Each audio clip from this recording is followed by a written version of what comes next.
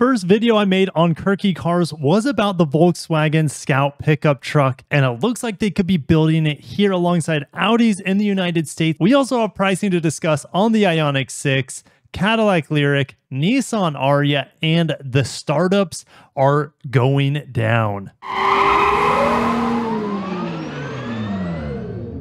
If you're excited about a new Volkswagen pickup truck in America, make sure to smash the like button. It's been a long time since we've had a Volkswagen pickup truck here stateside due to the chicken tax. I've talked about this multiple times, not only in this channel, but on my main channel. And the only way to avoid the chicken tax on pickup trucks is to make them here in North America.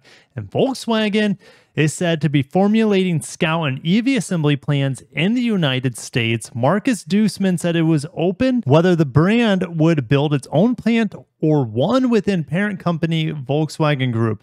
Audi's been mulling the US plant for several months, and things have gotten trickier, of course, with the new EV tax credit situation. All these EVs have to be built in North America. Their batteries need produced in North America, as well as other things, in order to qualify for the EV tax credit. Volkswagen is targeting 250 sales annually from the electric Scout lineup. Think of this as kind of like their Rivian products. You have a fully battery electric pickup and a fully battery electric SUV. I mean, the SUV would be way better for off-roading with the shorter wheelbase. They both look amazing, of course, with the sketches, and Volkswagen designs in general are really strong. I just reviewed the Audi e-tron. Make sure to check out that review on my main channel, but I will also be answering the questions that you guys post in that review here on Kirky Cars for some additional e-tron coverage. All right, so let's get into this. Audi may build an electric car factory in the United States to take advantage of the subsidies offered through Inflation Reduction Act. So not only does this affect the customer getting that tax rebate, but the manufacturers also get money shelled at them for producing BEVs here stateside. Separately, Automotive News, their sibling publication, I'm going to take a stab at this. I may be largely German blood, but speaking German is not my forte. Automobile Voca, or it could be Vocha. Let me know. Citing company sources on Friday reported that the Scout, which Volkswagen Group acquired in 2021, with plans to relaunch it as an electric light truck brand, will begin production in 2026 from a Volkswagen Group built plant in the United States. Volkswagen had considered manufacturers Foxconn and Magna, but decided to build the plant on its own. Bravo. I'm glad you decided to do that. And the decision to build the plant ourselves is available as a draft resolution and thus has been taken. And they're saying it's unclear whether the Audi and Scout vehicles would be assembled in the same plant, but that would make sense to me because I'm assuming they have this new scalable EV architecture that could underpin both of them. All right, so Duesman said, we do not have a factory in the US yet, but with the American government's Inflation Reduction Act, building a U.S. plant for electric cars has, of course, become highly attractive. He said it's possible that Audi could build their own plant, but the probability that we do it within the group is high. So it would be more than likely a joint brand operation. I mean, Hyundai's doing that. You can say with the Genesis GV70, Toyota and Lexus will be doing that in Kentucky, building Toyota and Lexus EVs. That's not official, but that's, I mean, they already do it there, just not with EVs, just normal cars. And they also do that in Canada as well for Toyota. And the list goes on and on and on, by the way. Duesman's comments reinforce comments made in October that Automotive News said the company is considering a U.S. battery plant. So what has Volkswagen been working on? Well, in March,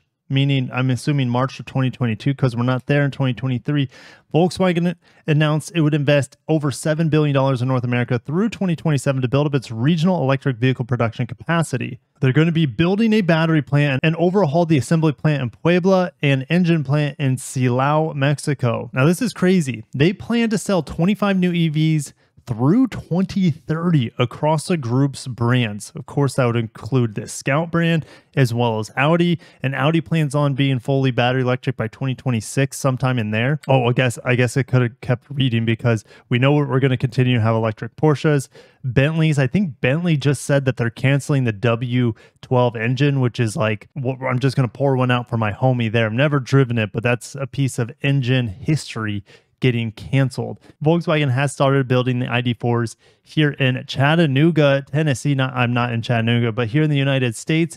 and they're targeting 90,000 EV sales in 2023. Sadly for the ID4, it's not that it's terrible, but it was my least favorite EV that I've driven. I've driven quite a few at this point. The weird predictability of the braking really threw me off on the ID4, and the interior is okay, but what makes it rough is like the infotainment. So anyways, I don't want to get too off the rails with my dislike for the ID4. And I will go off the rails a little bit though, because the e-tron that I just drove is miles and miles beyond refinement of the ID4. Like, it's an easy car to live with on a daily basis, assuming you don't travel outside of town, because the range is pretty bad, but it is a great overall luxury SUV, regardless of it being an EV. So like, the product quality and overall experience between the ID4 and an e-tron are leagues apart, which is not the case for, let's say, Genesis and Ioniq. Like, there's very small difference between an Ioniq 5 and GV60 quality, performance, handling, etc. Let's get into the Scout launch. We need to get back on the rails here. Scout launch. In May of last year, Volkswagen said it would launch the Scout as an independent US brand, or specifically a sub-brand, with a new rugged pickup and SUV on the new platform. And all these vehicles will be designed, engineered, and manufactured in the United States and tailored for the region's customers. Now, the elephant in the room is no one knows how these Scout vehicles will be sold. Volkswagen very much wants to sell these direct to customer, like totally sidestep the dealers. But the problem is the dealers have a lot of power and you don't want to piss them off either. So like, you're screwed if you do, you're screwed if you don't situation with direct to sales for legacy automakers and their EVs. Volvo totally wants to sidestep them amongst other brands. If you're excited for the Scout, smash the like button. If you're excited to see EVs built in America from the Volkswagen Auto Group, so like, you know, we can get EV tax credits on them, make sure to like smash the like button on that as well. So let's talk about pricing the Ioniq 6, starting at $42,715. I'm going to be driving this vehicle in about a month from now, and I really like the Ioniq 5 is one of my favorite EVs. The design on the outside, but the design on the inside and how that car drives is excellent. It has really good range and power as well.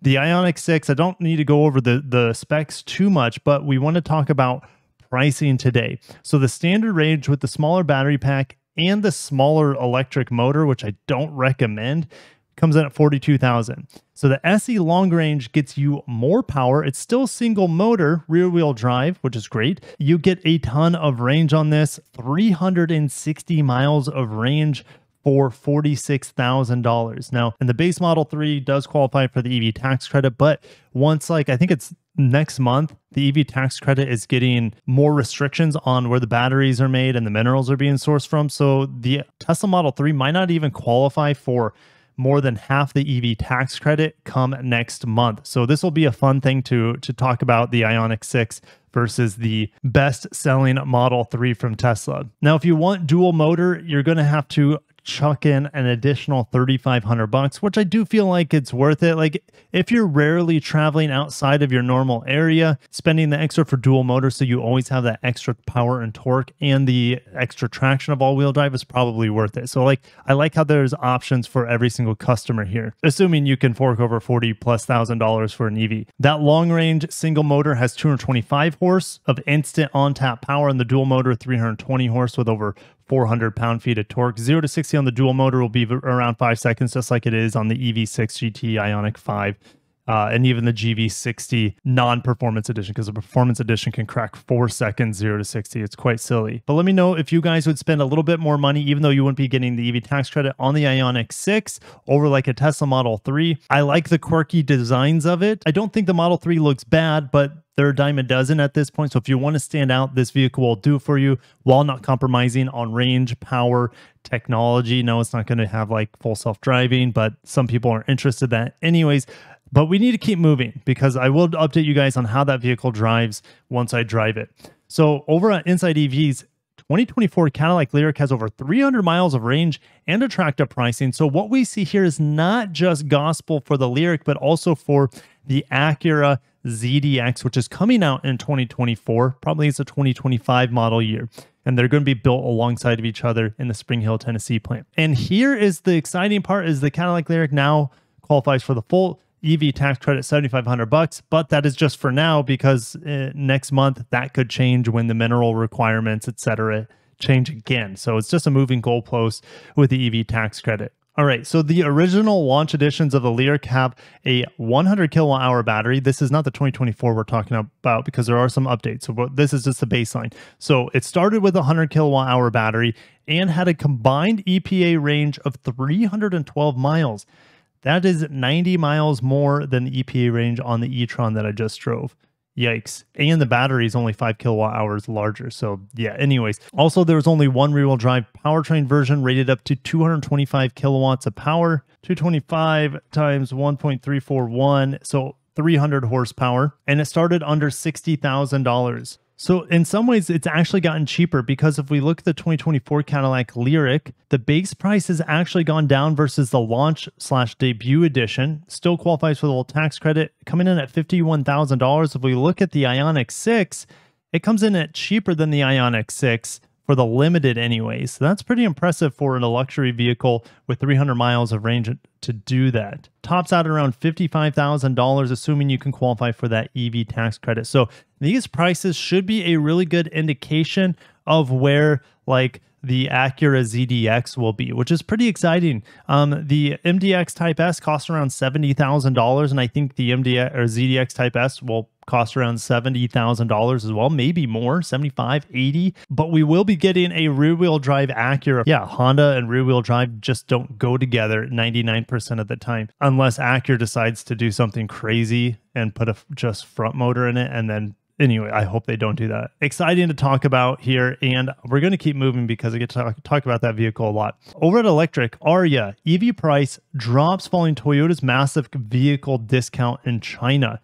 And man, I wish these vehicles would also be discounted here in the United States. I just don't see it happening. China's a completely different market. Tesla is the only one that can seemingly change prices at will and whim and not have any repercussions because they don't have a dealer network that works as a middleman, and that just adds the complexity of changing prices. So that's definitely an advantage for Tesla and a lot of the startups here. But anyways, prices are dropping for these EV crossovers in China because they're just not selling. They're not as competitive as they need to be. But we're going to keep moving because this is bigger news to me since I'm not in China. Lucid, Nikola, Lordstown Motors miss EV goals by massive margins. And Lordstown, I don't know if they mentioned in this article, but Lordstown has just recalled all like less than 20 of its vehicles out on the market due to quality reasons. So I don't see any of these brands making it long term. Maybe Lucid because they have money from the Saudis coming in, but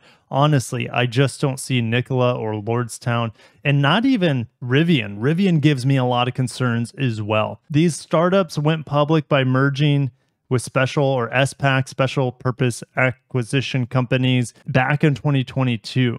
And Lucid and Lordstown each missed their production objectives by wide margins, with Lucid making only slightly more than a third of its plan at 7,180 Air sedans for the year. It's an airball, get it? Airball. Anyways, Lordstown Motors building 31 Endurance pickups, a fraction of the 500 it had in mind. Nikola delivered 131 heavy-duty trucks, about a quarter of the number it had initially hoped to hand over to customers, and the company cut its delivery forecast twice last year and still fell short of the 300 it predicted in November. Nikola's stock fell after the company said it expects to deliver only as many as 375 trucks, and Lordstown Motors shares plunged after the manufacturer announced it had paused production and customer delivery since January due to performance and quality issues. Lucid plummeted as much as 19%, Lordstown 15%, and Nikola 9% this Thursday, which is yesterday at the time of this recording. So I just don't see these startups making it now that the mass market brands, or should I say the legacy automakers, are getting really good at making EVs, and they have endless amounts of money. I'm not going to say endless amounts of money, but they have continual income coming in for them to develop these vehicles. They have products that they're selling with their gas and hybrid lineups, etc. So yeah, rest in peace, Lucid, Nikola, especially Nikola and Lordstown and Rivian. I think Lucid might actually outlast Rivian, but who knows? I don't know. That's just my gut telling me. But I'll catch you guys in the next video. Thank you for watching Kirky Cars. I've had a lot of coffee today. I'm super jazzed. Hopefully you enjoyed my intensity, my energy in today's video, and I'll catch you in the next one. Peace.